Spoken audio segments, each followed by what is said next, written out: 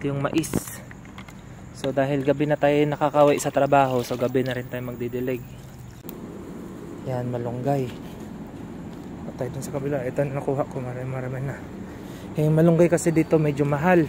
Tanglad natin, hindi pa natin nagamit kasi nga hindi pa masyadong hindi pa lumago. Pag lumago yun, pwede na natin gamitin kasama dahon.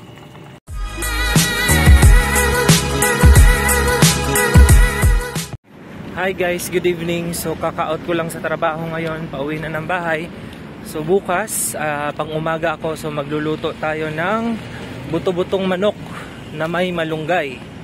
Yung malunggay natin fresh kasi mayroong puno doon malapit sa may gate ng bahay. Aakyatin natin yun mamaya. Nakabili na ako ng buto-buto ng manok. Tapos yung anong tawag doon? Yung panghalo. Mamaya magluluto tayo, papakita ko sa inyo. Bye. Yan, so kunin na natin yan. May isang natitira. Ngayon magluluto tayo ng buto-buto. Lagyan natin ng malunggay. Sold na yan. Close. Tapos bilitin na yung luya. Mas maraming luya. Tapos magnanakaw tayo ng malunggay mamaya. Yan na. Kuha muna tayo ng luya guys. Wait lang. Sakto na to. Yan, so ito yung villa dito. Diyan ako nakatira yan. Itong pintuan na to. Bago pumasok, papakita ko sa inyo yung malunggay. Ito yung puno na malunggay. So doon sa taas merong pwedeng harbisin doon.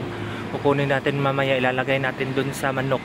Papakita ko sa inyo mamaya, aakyatin ko yan ha. So bago tayo magluto, magdilig muna tayo ng halaman. So ayan. Papakulo tayong tubig. Pakulo. So ito yung mga kangkong.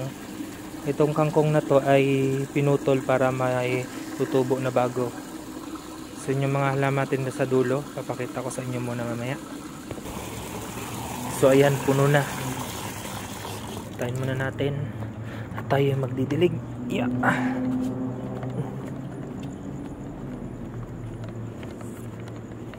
So ito yung mga halaman natin. Ito yung mais. So dahil gabi na tayo nakakawi sa trabaho, so gabi na rin tayo magdidilig. Ayan, mais yan. Tapos merong ito ay kamote. Tapos ito naman ay alugbate. Ayan, medyo mataba na yung mais natin. Tapos ito may tanglad. Meron ding watermelon. So yung watermelon gumapang na. Ayan. So lagyan lang natin mga dalawa. Tapos ito naman ay tanglad. So yung tanglad natin ay nabuhay na. Ayan. So medyo hindi masyadong nakikita kasi nga may mais. Kasi ito tanglad naman siya. Tanglad at saka kamote. Yan, diligan lang ng diligan para mabuhay. Tapos meron din dito sa kabila. Yan. Ito, watermelon din siya, medyo gumapang na. Tapos ito yung ampalaya natin. Ampalaya. Yung ampalaya, meron din tayong yun, gumapang na rin siya. Wait lang, bawal dyan. Lipat kayo dito, lipat. Ayan.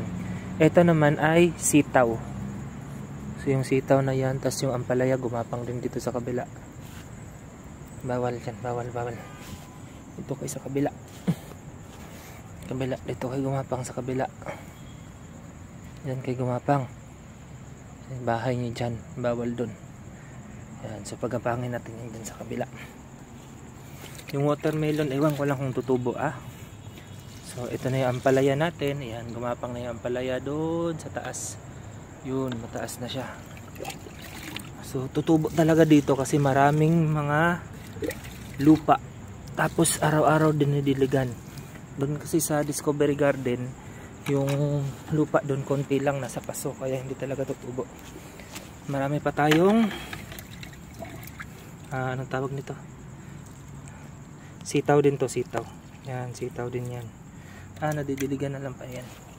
Tapos meron din tayong, ayan, gumapang na yung kamote. Yan, kamote yan lahat. Dito kamote. Tapos meron pa akong tinanim dito, yan. Merong mais, may sili, may bago din doon. Ewan ko lang kung tutubo. So, meron din dito sa kabila. Pakita ko sa inyo sa kabilang side.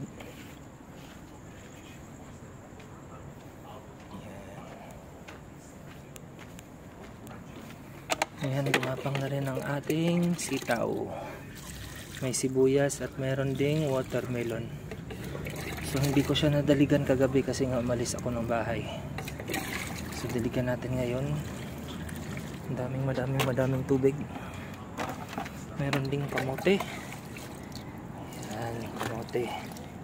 Meron din dito sa kabila. Magapang na sila yun.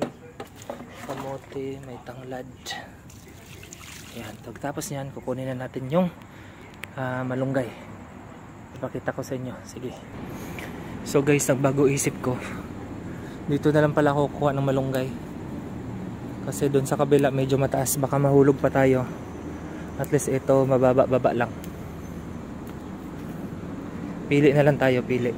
Hindi na siya masyadong malaki. Pero pwede na.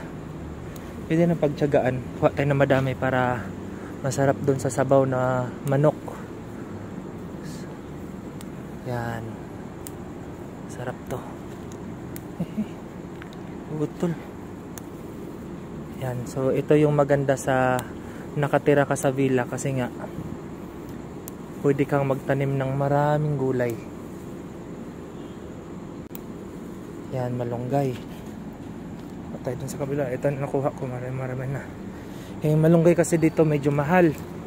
Yung isang balot or isang bugkos nasa 8 dirhams. So yung price nun nasa around 100 something, 120, 130 mga ganun.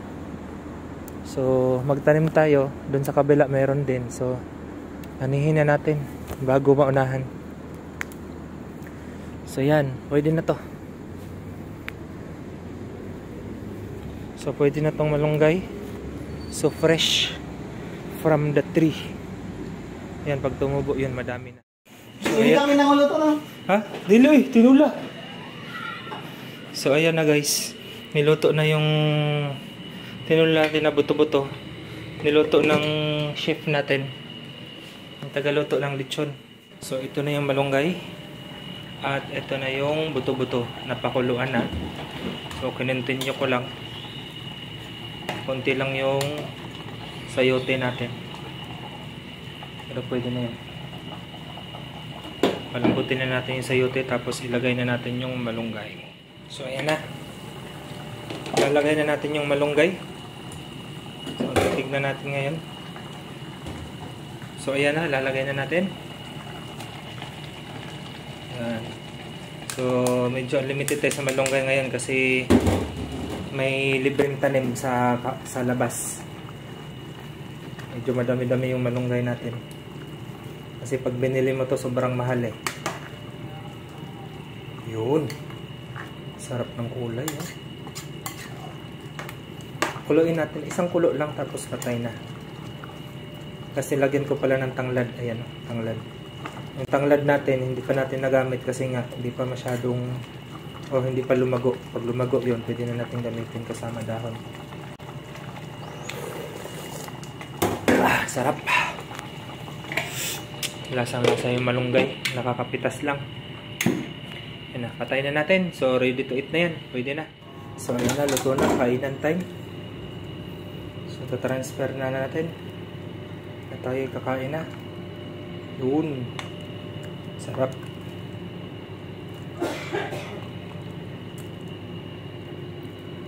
Yun. Magic.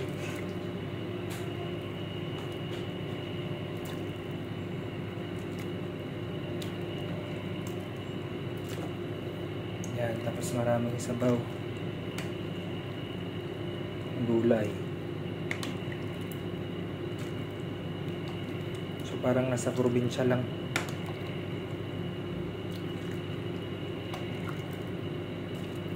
Sarap. Mas maraming sabaw. Mas maraming malunggay. Yan, dami pang malunggay.